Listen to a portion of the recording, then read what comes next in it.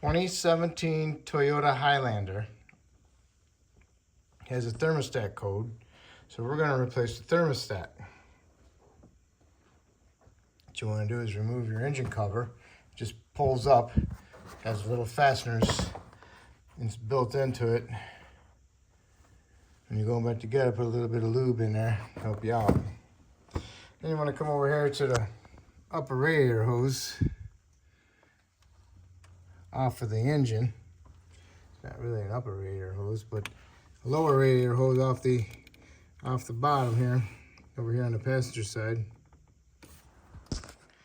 2017 Toyota Highlander with a V6, going to do a thermostat because it has a thermostat code.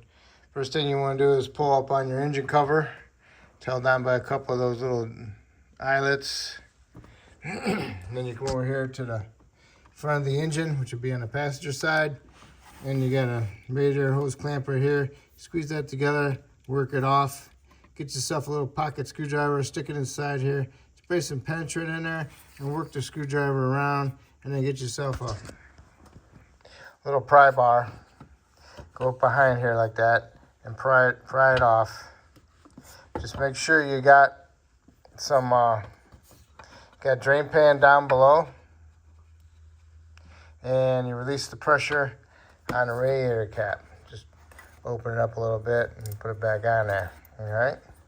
Then you can go ahead and get a pan underneath, and you can pull this off because you release the pressure, and it will leak some out. Doesn't leak too much, but it will make a little bit of a mess.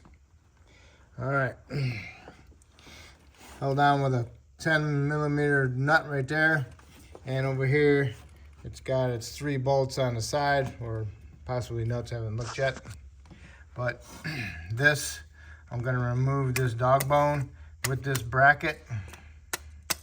So you got a 14, 14, 14, 12 and a 12, and a 14 and 14, and 1, 2, 3, 4, 5 14s, hopefully, and 2 12s. Hopefully, you just wiggle that bracket. I'm probably gonna have to take this one out so I can lift this out, take this bolt out, take this dog bone out of there, because I won't be able to take this up with it stuck in there.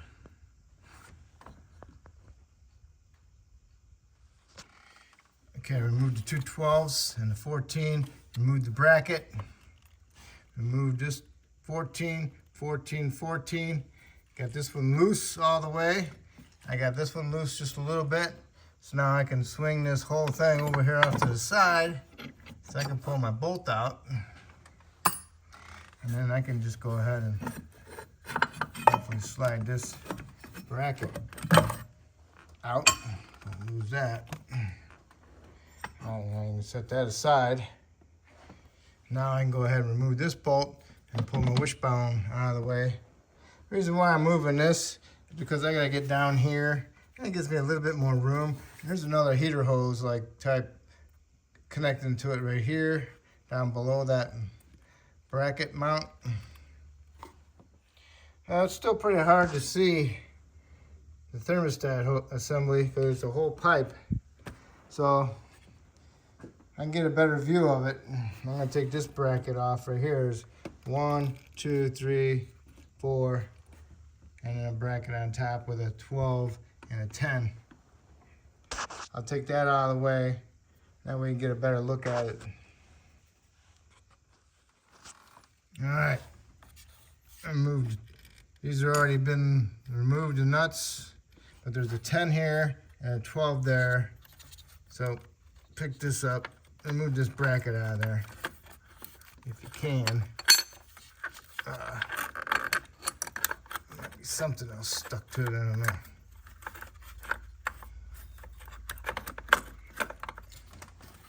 Yeah, it's just an angle part of it.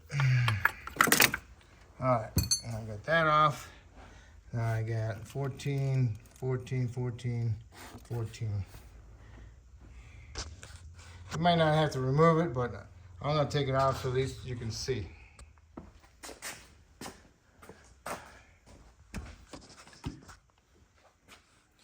All right, I had to use a pick to get this connector off. stuck it in there, angle pick. Boop, got the connector off. That way I can get this down in there. Break that loose, get both hands down in there, ratchet it off. Same thing with this nut, break it loose, stick your fingers down there, get it out of there. And this one you have pretty easy access to get to it. I'd say the hardest one was this one. All right, so now all I gotta do is clean up and go back together. And I've been doing this for an hour now. All right, put a little Sil Glide lube on my O-ring. I'm gonna get my hose on there, put my clamp, stick that in there, and have my 2 10s ready to go. 1 10 there, and my 10 down there. Get those ready to go, get them started, and then I'll get these other 2 started, and I'll snug them up equally best I can. Okay, got all my bolts started, snugged them up equally, and then tightened them up to 84 inch-pounds. Also got my hose on there, my clamp, and I got it plugged in. Now I can go ahead and put that bracket back down in there with the bolt in it. That one. Okay. But don't get it started yet. Just get it down in there and hopefully get it installed. All right.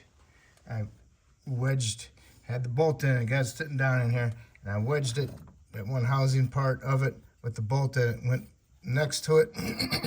The bolt dropped down on top of the frame, which is fine, as long as it didn't fall out.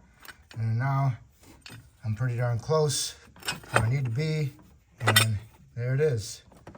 Okay, so now all I can do is get that one back bolt that goes next to that one that's sticking out, which is the shorter of these other 2. If you pre-watch this video, leave that connector disconnected first, okay? Don't connect it till you're done, because the wire's in my way. So if you already connected it, okay, get that bolt below it, that one, the hard one, and get it on top of the frame. And get it on top of the frame. Reach down in there with some long needle nose pliers, grab hold of it farthest to the head as possible. Look over here off the side of the light, find the hole and put it in the hole with your needle nose. Okay, now I got 2 bolts in. Now I'm gonna go work on my other 2 long bolts. Remember, the short ones went on the top, the long ones go over here. One right here and one right there. When I was coming apart, I unplugged the AC switch so I get this bolt out of there. So I got the bolt in the hole. It's right here, about 1 inch down. Okay, now I got that one in there. And, okay, now what I gotta do is get this one right here. And it's about 1 inch down from here, dead center there. Yeah, so this one is the easiest one. You stick it way back in there, pick the bracket up, shove the bolt in the hole. Just the opposite way of going together, coming apart, okay? Okay, you lift that bracket up, get all the bolts centered into the holes. Now you can go ahead and put your other shorter bolts in, get them started. Okay, I got all my bolts in, I got them all snugged up. On that back one that's behind the wire harness, I used the 1/4 drive shallow 14 on my 1/4 inch ratchet, and then I used the deep to finish it up, snugged it up, and then on for the one next to it, you can see there, dead center right there, I used the ratchet wrench 14, and then for these 2, I snugged them up with my 1/4 inch electric ratchet, and also the 3 short ones, I used my electric ratchet for them as well. Now all I gotta do is get the torque spec and torque them. Okay, I got those all torqued. Now I can go ahead and put my hose back on with my clamp. And then I can put my bracket. I'll put this bracket in there next after that. Okay, you got that bracket in there. You got those two bolts tight. Go ahead and put your mount and bracket in there. Make sure you put your mount into this bracket and put the bolt in there. And then you can slide it in there and put that bolt in there and then line these up and get those started. Now what you need to do is go ahead and tighten those bolts. Okay, all the bolts are tight. Bam, bam, bam, bam, bam, bam, bam, bam. And your connector, if you disconnected it. All right, now I just need to do is put coolant in it. Kind of look at, came out to get an idea of what you're gonna put back in so you don't get an air pocket. So make sure you put it in there, let it run. Rev it up a little bit, you know, 2,000 RPM, off and on, off and on, off and on, to help build up the pressure of the water pump to get it flowing through the system, okay? Once you got good heat through your heater and your fan, and then that means you got no air pockets. If you don't have no heat, you got an air pocket. So just got to take your time, keep an eye on your temperature, and also sometimes the gauge doesn't work properly with the way the engine is because of the air pocket, so just be careful. So hopefully I helped you out with this video, and hopefully you can help me out by subscribing to me, and I appreciate it. And don't forget your engine cover, and that's about it. Make sure you clean off the area that where you spilled your coolant. All right, so good luck and always have fun.